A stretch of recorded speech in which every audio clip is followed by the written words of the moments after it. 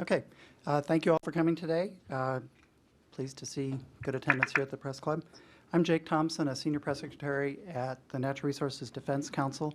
We're here today to unveil what we view as a groundbreaking proposal that NRDC has developed that would have a significant impact on climate change. Our speakers will explain and discuss the plan, and then we'll take your questions. First, we will hear from Peter Lehner, NRDC's Executive Director, who will provide an overview and an explanation of why this plan is absolutely needed. Then we'll hear from Dan Lashoff, NRDC's Director of Climate and Clean Energy Programs, who will explain how the proposal works and its impact. Then we'll hear from Dallas Bertraw, who is Darius Gaskin's Senior Fellow at Resources for the Future and one of the nation's foremost experts on environmental regulation in the electricity sector. Then we'll hear via Skype from Franz Litz, Executive Director of the Pace Energy Climate Center at Pace Law School, and he will provide a perspective from the states. Finally, David Doniger, Policy Director of NRDC's Climate and Clean Air Program, is also on hand to answer questions, and we are also joined by Starla Ye, one of the authors of the plan that we're unveiling here. This event is being recorded and will be available on our website after this event, and I want to thank you all, and now we will turn to Peter to provide sort of an opening. Thanks. Thank you, everyone, and welcome to the Press Club here. This has been an incredible year in many ways, and certainly an incredible year concerning the weather. We've had some of the worst weather ever, seeing droughts, floods, wildfires, and where I come from, it's the Superstorm Sandy. Even if it's not the worst weather, it's at least changed weather. I think yesterday here in DC, you hit record warm weather. From record heat waves to major floods in Nashville to wildfires to droughts that cover 60% of the country, we've seen billions of dollars, and still counting in New York, of unprecedented damage and hardship for millions of Americans. In New York, many of us lost power for a week, and in comparison to those who got flooded out, that's nothing. The dangers of these changed weather patterns is truly terrifying when you see it firsthand. And sadly, a lot of this, although unprecedented, is not unforeseen. This is what the climate models had been showing would happen. Clearly, the effects of climate change are getting worse, but now we do have some hope. President Obama put addressing climate change on the nation's agenda where it should be. On the night he was reelected, President Obama told the nation that our children should not be, as he said, threatened by the destructive power of a warming planet. He subsequently suggested America can be an international leader in shaping an agenda that creates jobs, advances growth, and makes a serious dent in climate change. The good news is that this administration has already made important steps supporting climate change, reduction policy, and clean energy, including, as you all I'm sure know, setting very strong standards that nearly double the efficiency of automobiles and light trucks, and limiting carbon pollution from new power plants. We're here today to address the next big step, which is the approach that would address existing power plants. We're here, and Dan will give you this in detail, to outline an approach that would have a substantial impact on the nation's largest source of these dangerous carbon emissions, the hundreds of existing power plants. They are responsible for over 40% of this nation's carbon pollution. NRDC's climate and energy experts have developed a groundbreaking proposal showing how, using the existing Clean Air Act authority, the Environmental Protection Agency could make historic cuts in power plant pollution, save thousands of lives, and drive new investments in clean energy, energy efficiency, and renewable energy. Our innovative proposal features a unique federal-state partnership that allows maximum flexibility by states and power plant operators to reach emission standards that the EPA would set for each state, recognizing the differences across our country in how power is generated. This federal-state partnership can dramatically cut dangerous carbon emissions at a lower cost and with bigger benefits than many would expect. Rising temperatures, amplified this year's droughts and floods and wildfires, and certainly the Superstorm Sandy. It underscores the need for moving ahead on this biggest source of carbon pollution, and we can do so right now with the tools available to us right now. We know where the pollution is. Now we have to go after it. For the good of our families, for the good of our communities, and our whole planet, now is the time to act. So now I'm going to ask Dan Lashoff, who deserves tremendous credit with the NRDC team and their many others, for putting together a proposal. And I urge you to listen carefully. It really does address a lot of the concerns you've heard and brings us far forward while moving so in a way that people can work with. Thanks, Dan. Thank you, Peter, and thank you all for coming. Today, NRDC is releasing a report on how to use the Clean Air Act to sharply reduce carbon pollution from power plants, America's biggest climate polluters. The report overturns conventional wisdom that relying on the Clean Air Act has to be expensive and won't make much difference.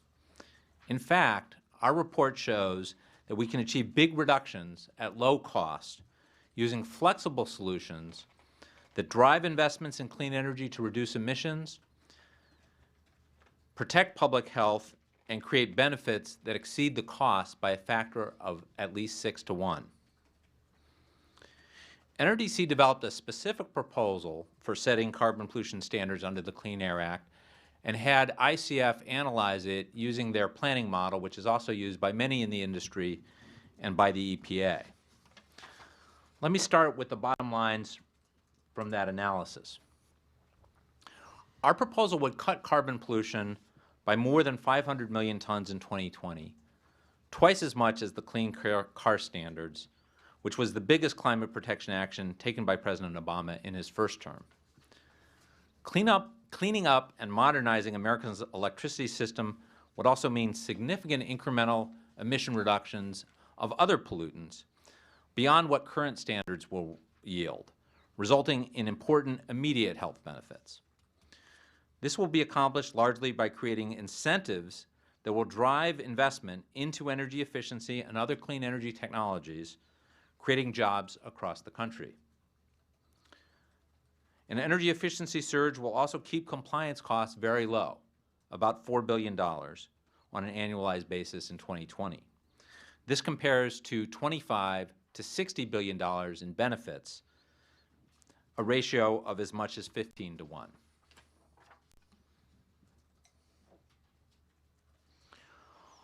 All this would be accomplished by setting fair and flexible standards to reduce carbon pollution from America's 1,500 existing power plants. Under the Clean Air Act, EPA is required to issue an emission guideline document defining emission standards and compliance procedures. The states are then required to develop and implement plans to meet the standard. Our proposal has two key features. First, we propose that EPA set state-specific emission standards using a formula that reflects the differences in the starting generation mix in each state. The details of the formula are in the report that you have, but what it means is that our proposal is fair. States which currently rely heavily on coal will not have to meet the same target emission rates in 2020 or 2025 as states that have a cleaner generation mix at the beginning. But their emission rates will have to get closer to the cleaner states over this period. Our proposal is also fuel and technology neutral, so fossil fuel generators within a state are all held to the same standard. These standards can be met at low cost because of the second key feature of our plan, compliance flexibility. Our proposal is designed so that the full range of emission reduction measures count towards compliance, not just retrofitting each individual power plant with pollution controls. Now, in our analysis, we assumed that the scope of this flexibility was limited to activities within each state, but we believe that states should be allowed and encouraged to opt in to multi-state programs. Importantly, states may also adopt alternative programs, such as the ones in place in California, in the Northeast, and in Colorado, as long as they demonstrate that implementing those programs will achieve emission reductions from the power sector equivalent to what would be achieved by implementing the federal mandate, the federal template. Let me talk a little bit more about the flexible compliance options. These allow lower costs and enable greater emission reductions. If you consider a typical coal-fired power plant, it starts with an emission rate of about 1 ton of CO2 per megawatt hour of electricity generated. A megawatt hour is 1,000 kilowatt hours. Now that plant can achieve emission reductions on site by improving its combustion efficiency to reduce the amount of fuel required to generate each megawatt hour of electricity. Such measures are relatively low cost, but typically they can't reduce emissions by more than about 5%. Greater emission reductions on site are possible, but would come at higher costs. And this is where conventional wisdom ends. Most people assume that the Clean Air Act can only require these types of measures at individual plants. But under our proposal, many additional options are available. For example, emissions could be reduced by as much as 60% by shifting dispatch from high-emitting coal plants to lower-emitting natural gas combined cycle plants. That would reduce the average emission rate of the fossil fuel generating fleet. Another option would be to replace fossil generation with renewable energy sources. Under our proposal, increased generation by renewables would earn emission credits that fossil generators could use for compliance. Finally, investments that increase end-use energy efficiency reduce emissions by reducing electricity demand. This is generally the cheapest way to reduce emissions, in fact, and under our plan, increases in energy efficiency earn credits in the same way as increases in renewable generation. This feature of our plan will create powerful incentives for states to strengthen their energy efficiency programs, driving billions of dollars of investments into better lighting, more efficient insulation, upgraded motors, and better building management systems. Already, state energy efficiency programs are investing almost $7 billion per year in these kinds of measures, up from less than $3 billion 5 years ago.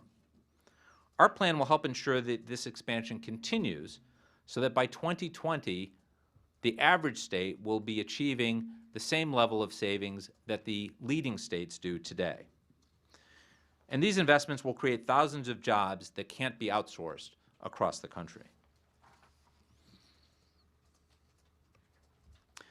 What all this means is that we can get big reductions at low cost. Under business as usual, emissions are expected to rise gradually as electricity demand grows, so that emissions return to their 2005 peak levels by 2025. And this accounts for the fact that some of the dirtiest power plants are planned to retire. We've heard announcements of a number of those retirements. But the remaining plants can increase how many hours they run, and that results in this rise in emissions in the absence of carbon pollution standards. And while this forecast, and we've seen some recent emission reductions, and this forecast is much lower than what was projected just a few years ago, it's not nearly good enough to protect the climate. But under our proposal, rather than rising, emissions continue to decline as they have over the last few years, resulting in a 26% reduction below 2005 levels by 2020 and a 34% reduction by 2025. Along with these reductions in carbon pollution will come further reductions in other pollutants such as NOx and SOx. And these reductions are over and above what will be achieved by recent air pollution standards that have already been put in place, such as the mercury and air toxic standards. I was frankly surprised that these benefits, I got ahead of myself one, I think, yes. I was surprised that these benefits were as large as we found that they would be, because I had assumed that these other standards would achieve most of the health benefits that we could expect from reducing SOx and NOx emissions. But in fact, these incremental reductions result in very significant benefits, saving as many as 3,600 lives and valued at as much as $26 billion in 2020.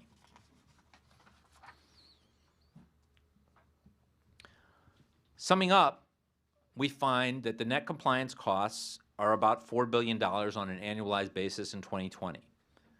These low costs are possible because of the wide range of compliance options allowed under our proposal. In particular, the investments in energy efficiency result in large reductions in fuel costs and avoid the need for far more expensive investments in pollution control equipment and new power plants. By contrast, the benefits are large, 6 to 15 times greater than the costs. This includes both the immediate health benefits from reductions in NOx and SOx emissions, valued using a standard methodology used by the EPA, as well as the value of reducing heat-trapping carbon dioxide emissions using value developed by both government economists and independently. The bottom line, for America's health and welfare, for the nation's economy, and for the health of our planet, we can't afford not to implement strong carbon pollution standards for existing power plants. Thank you. Now I'll turn it over to Dallas to make some comments.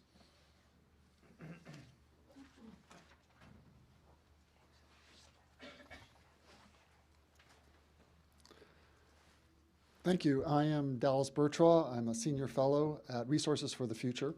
I need to emphasize at the outset that Resources for the Future does not take stands on policy proposals, and the views I express today are strictly my own.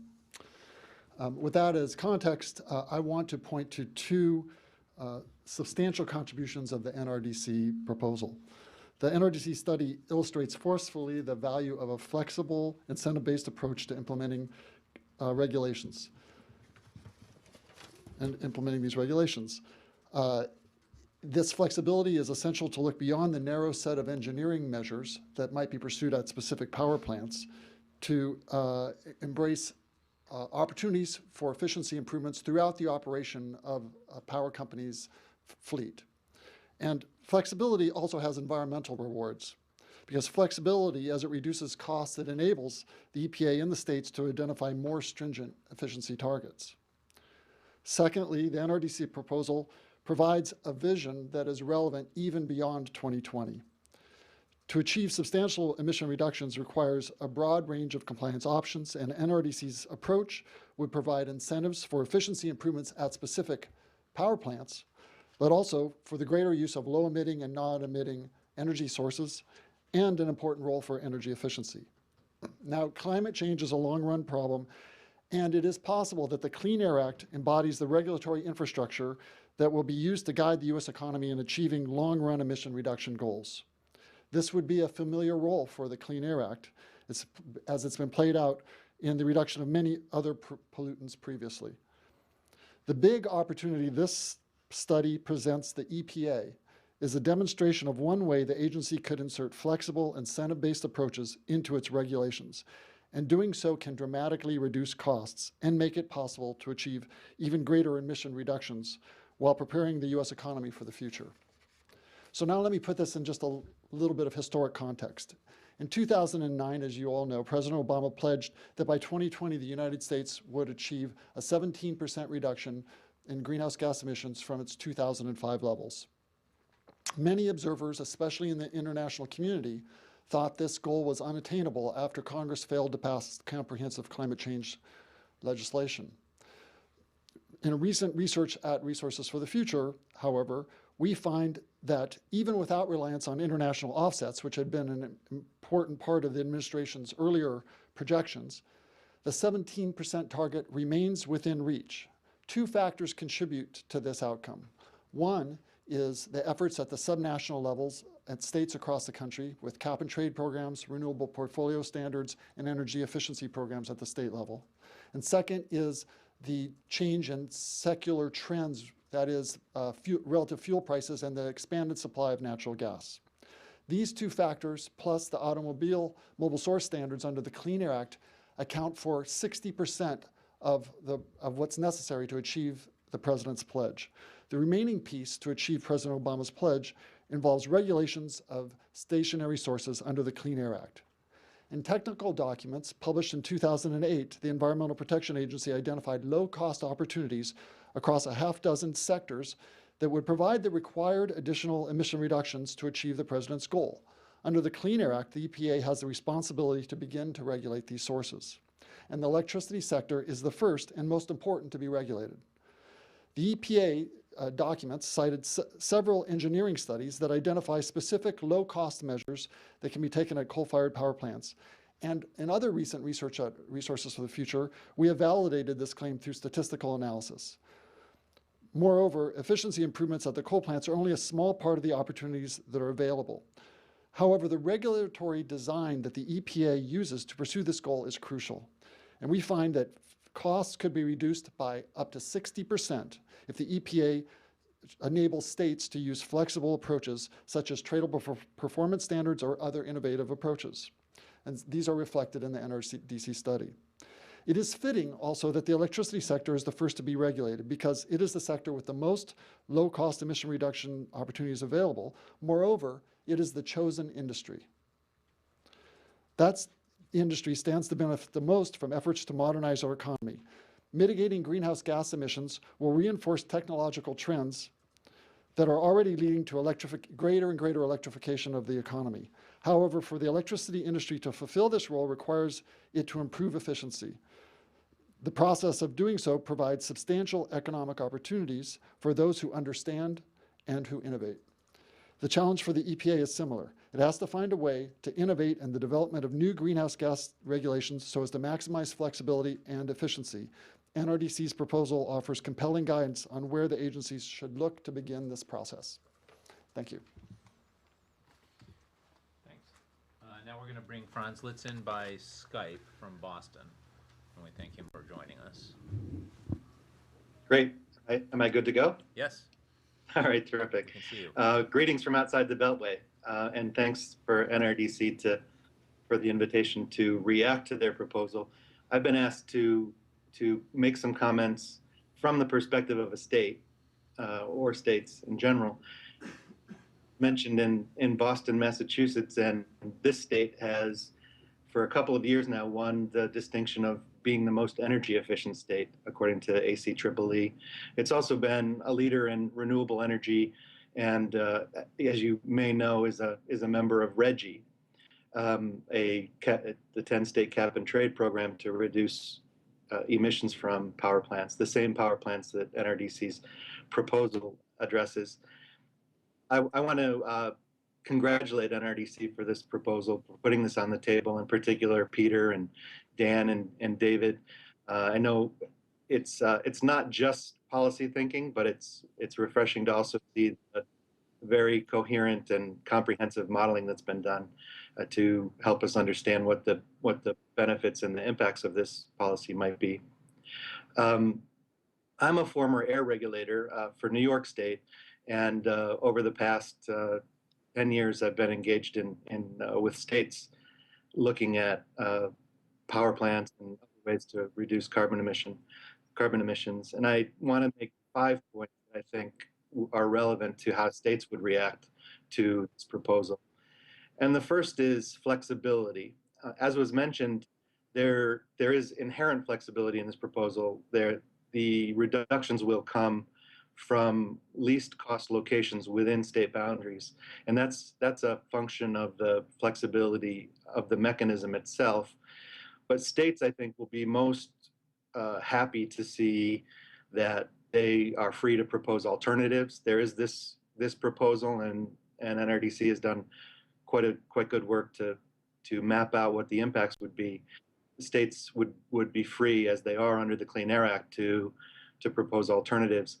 Another key aspect is that the impacts that Ann laid out, or the benefits of the proposal, looked solely at applying this policy within state boundaries. And we know, of course, that states like the RGGI states in the Northeast and many of the states in the Midwest tended to look at these policies from a regional perspective.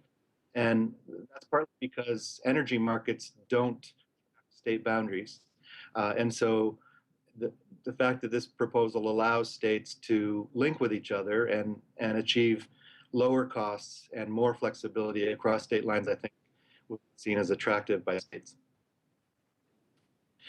Second thing is that energy efficiency is a key component. We know the energy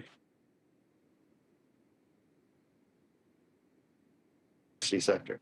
This is universally acknowledged across parties and across various stakeholders. And the states, of course, have been principal actors on energy efficiency, and they know how to do it. And it's something that that they can do quite well for the most part. Third, renewable energy, which has been a historical space for states as well, can be counted toward reductions in the program, and I think states will greet that aspect of the proposal very positively. More than half of the U.S. states have renewable portfolio standards, and not to mention many other policies that foster energy within their boundaries. And so the fact that this proposal gives them the ability to reduce emissions using those tried and true methods is very positive.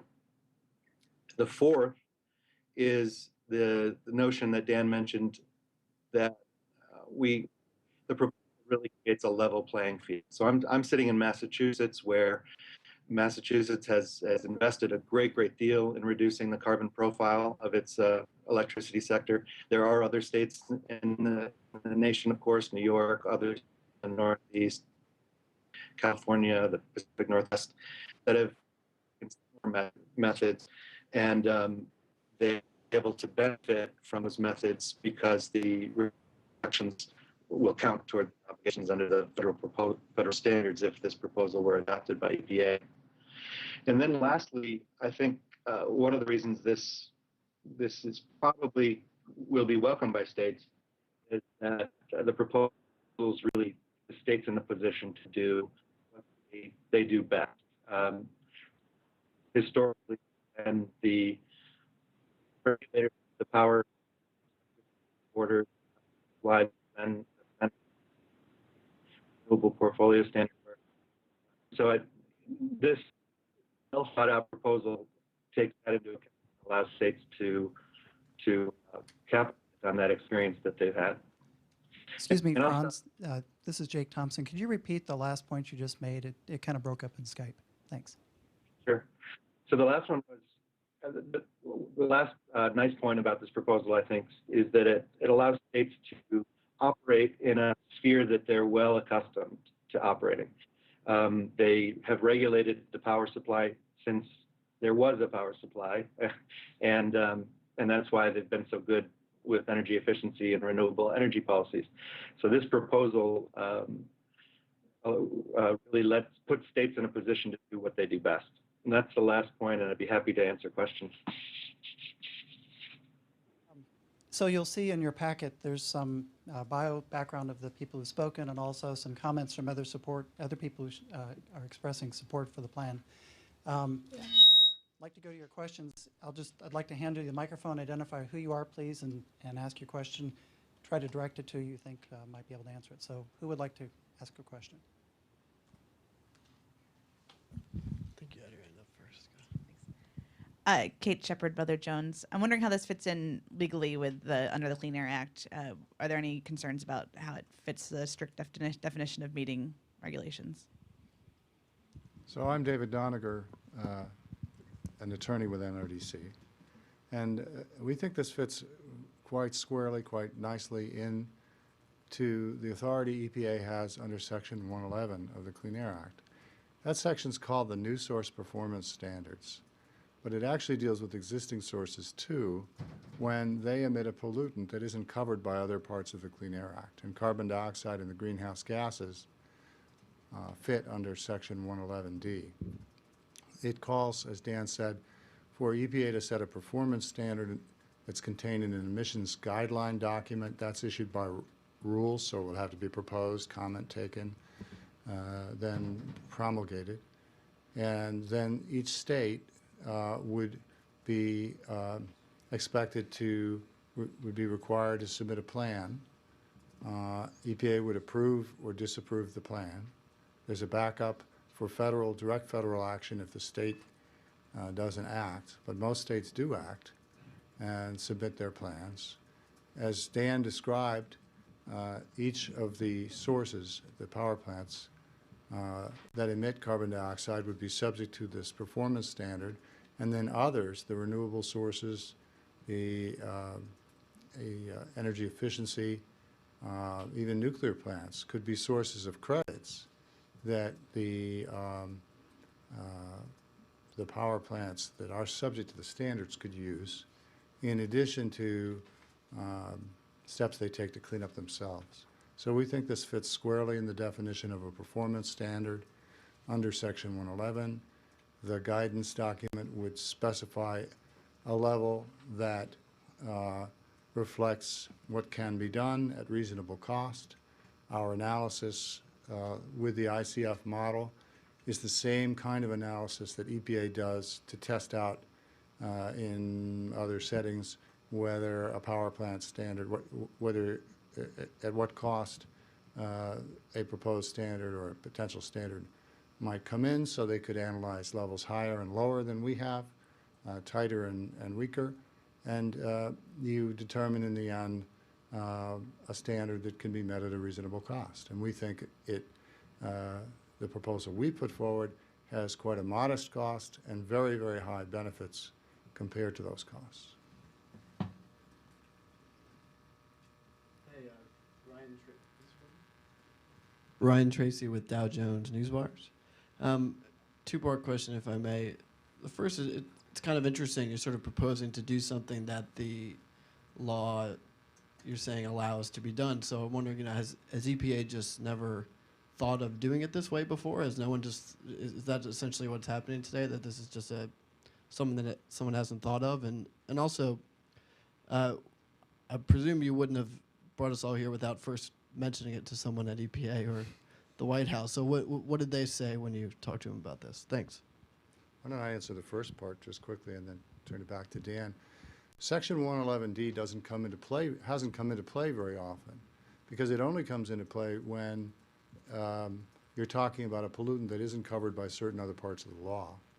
And there are more than 100 new source performance standards, but almost always they deal with the kinds of pollutants that are dealt with under other parts of the law. So the existing sources are dealt with under those other sections. So we have a fairly open book here. It's a 42-year-old provision. It's been used a few times, never for power plants before, because, as I said, when you're dealing with sulfur or particulate matter, the other sections of the law come into play. Now, EPA has done things like this. State plans, that's the standard structure of the Clean Air Act. And EPA has had many other programs with a market-based element. So we're building on what has been done before. Yeah, I'm not going to go through what private briefings we've had. We have talked to quite a few people before releasing this.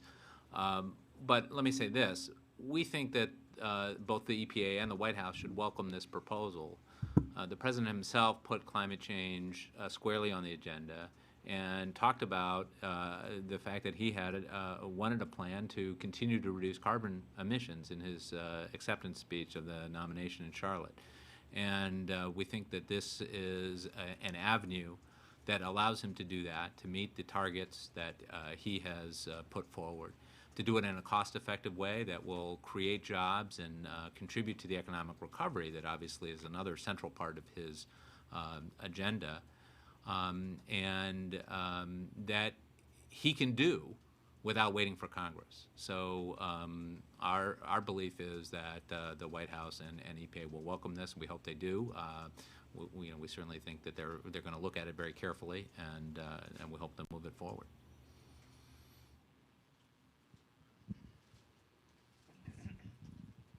Excuse me, Valerie Volkvici with Reuters. Just along the same lines, I'm wondering if there are any utilities that have come forward and endorsed this yet, and for some of the very coal-dependent ones, especially, I'm wondering if they've had any, if they've had a chance to take a look at this. A number of utilities are looking at this. I think they're very interested in the flexibility mechanisms that are incorporated into it. there's a couple utilities who have had a chance to look at it in some detail who might be able to provide comment to you, and we can provide contacts for you.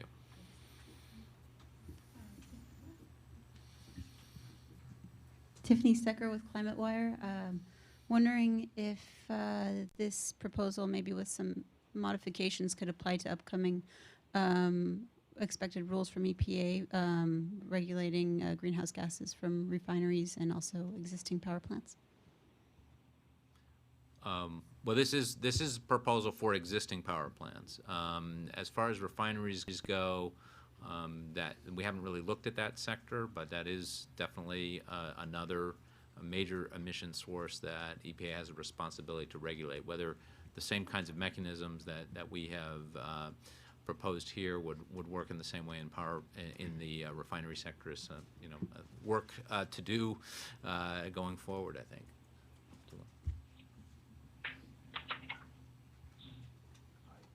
Jonathan Crawford with SNL Energy. Jonathan Crawford with SNL Energy. What volume of retirements of coal-fired power plants could we expect under this plan? That's my first question. Second question, what does this do to power prices? Great. So in terms of retirements, there are obviously a range of estimates of how many of these old power plants will retire going forward, even in the absence of a carbon pollution standard like this.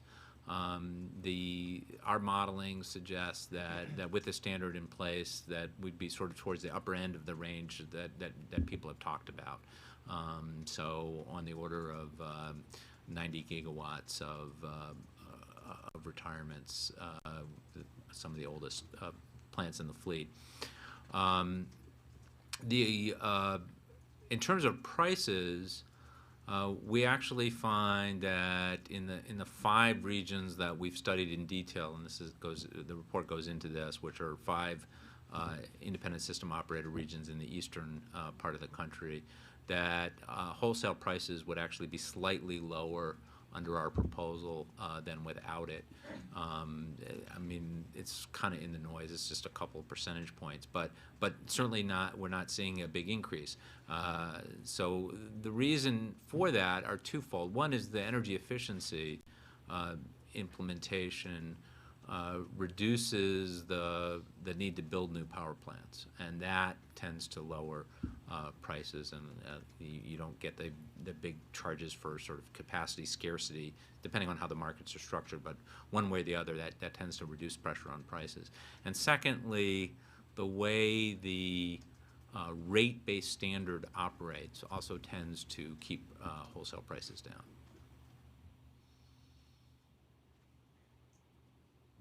Hi, thank you, Dawn Reeves. Excuse me, Dawn Reeves with Inside EPA. I have 2 questions. The first is, how does this proposal fit in with the existing settlement that you all have with EPA that, they say they have no plans, they've missed all the deadlines? And second of all, I know you say it's technology neutral, but I'm curious if it looks at all or addresses CCS. Take the first part. Right.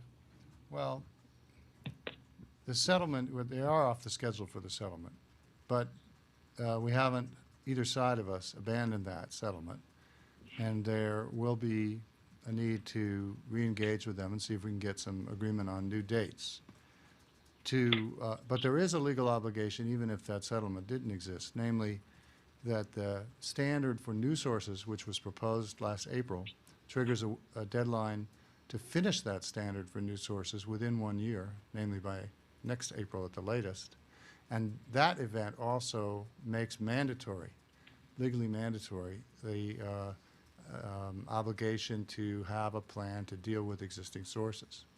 So whether you're inside the settlement or just inside the Clean Air Act confines itself, there are legal obligations here, and we will press the administration to meet those legal obligations. But the point here today is to show a very appealing policy pathway to do this in a low-cost, high-benefit way. Regarding your second question on CCS, so carbon capture and storage is certainly one technique that can be used to reduce the emission rate from specific power plants, and that would count towards compliance just based on how much it reduces the carbon emissions into the atmosphere. Our analysis suggests that there would be some role for it. It doesn't play a major role in our case primarily because energy efficiency is cheaper.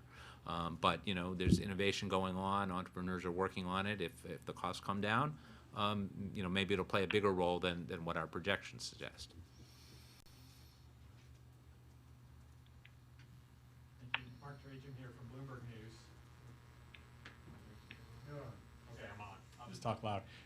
One technical question: is it possible for a coal plant to get to the 1,500 number through efficiency measures now, or is there definitely have to be some kind of trade-off to get to that 1,500 level?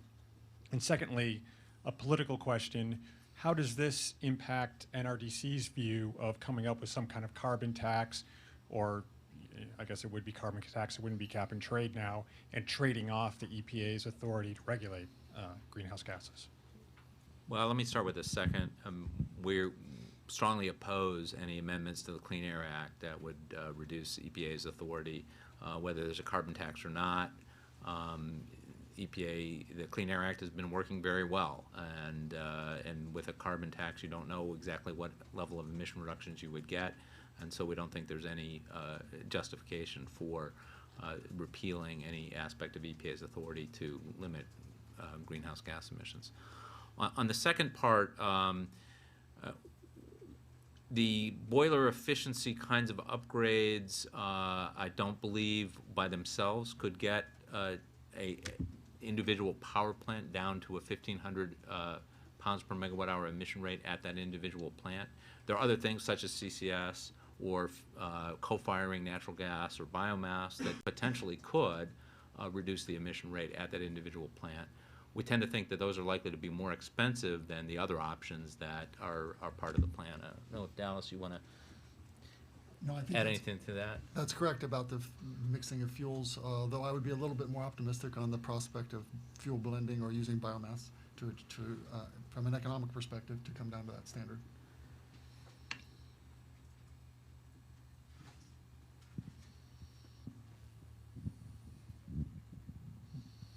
Thank you. Kathy Cash with Platts. Two questions. One, you mentioned that nuclear power could be considered part of the effort to reduce carbon here and under the standards. How would natural gas be treated? And then the standard proposal that you presented today, you said come under Section 111. I was wondering if there's court cases. As you know, every regulation is challenged. What precedent is set that you all would be able to point to defend that in court? Let me take the first part. So the basic idea behind our plan is that we want every measure that has the actual effect of reducing emissions from the power sector to count towards compliance. And we do that relative to a baseline period. We analyze sort of an average of 2008 to 2010. So for nuclear, it would be increases in generation. We don't foresee new plants being built for economic reasons, but there's still some scope. I'm told that for increasing the output from some of the existing plants, to the extent that that's achieved relative to the 2008 to 2010 average output, that could count towards compliance.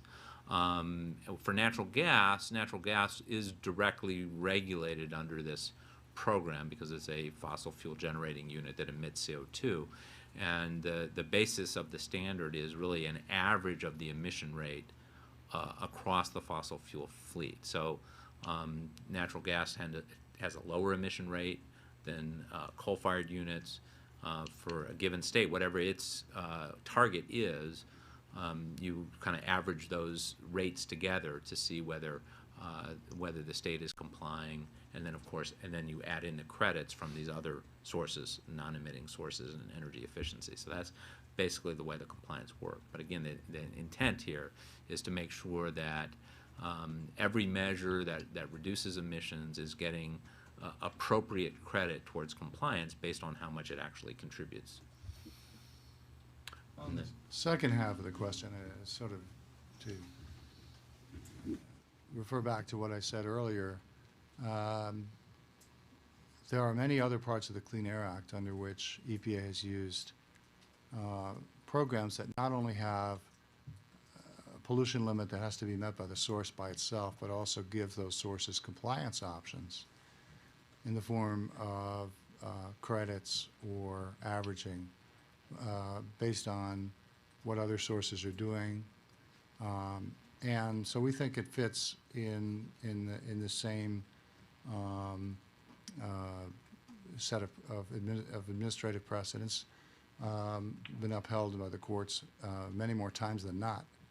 And the central question under Section 111 is whether the standard is technically capable of being achieved and whether it comes in at what seems to be a reasonable cost.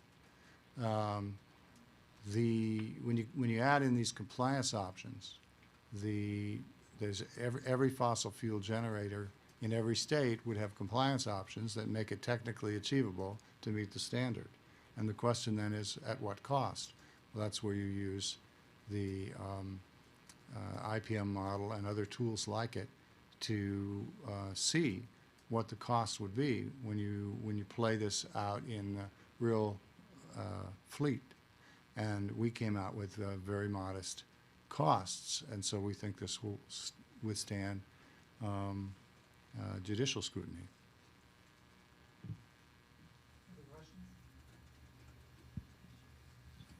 Hi, Lauren Gardner with CQ. Under the blueprint, how often would a state's emissions targets be ratcheted down? So we looked at a ratchet in 2020 and 2025. Now, under the law, EPA is required to review the standards every 8 years. So there's a so we didn't try to go beyond 2025, but the assumption would be if you were continuing to use this approach, there would be additional ratchets after that. We do allow, I don't want to get too technical, but we allow banking of credits from one period to another. So if you are below the rate, you've got extra credits, you could save those and use those towards compliance in another period. So in some ways, you could do this with an annual step down. You can do it with several, kind of a stepwise function. I don't think it makes much difference in practice, given that you have this banking provision available. So we'd be open to looking at different ways of doing that. But that's what we analyzed.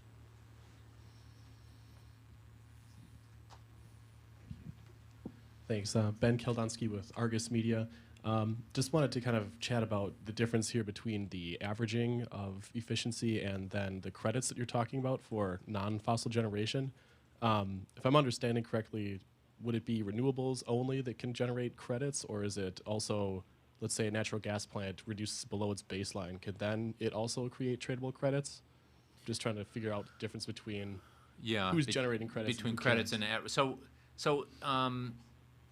existing natural gas plants are covered under the standard, and their rates, if a power company owns a gas plant and a coal plant, they have the option of just simply adding up the total generation from those two plants, adding up the total emissions from those two plants, dividing the two to get an average across them. So that's what we call averaging. If a new natural gas plant is built, it would be subject to the new source standard and regulated under that. So it would have to meet, under EPA's proposal, a rate of 1,000 pounds per megawatt hour. But we would say that plant, under our plan, that plant could also generate credits towards compliance with the existing source standard. So if a state's target was 1,250 and the new gas plant was generating electricity at 1,000, then that difference would also be a source of credits. But a renewable plant would get a credit from 0 to 1,250 in that example. So the credit is essentially one unit below each state's individual rate? The difference between the actual emissions of the unit and the state's rate, yes.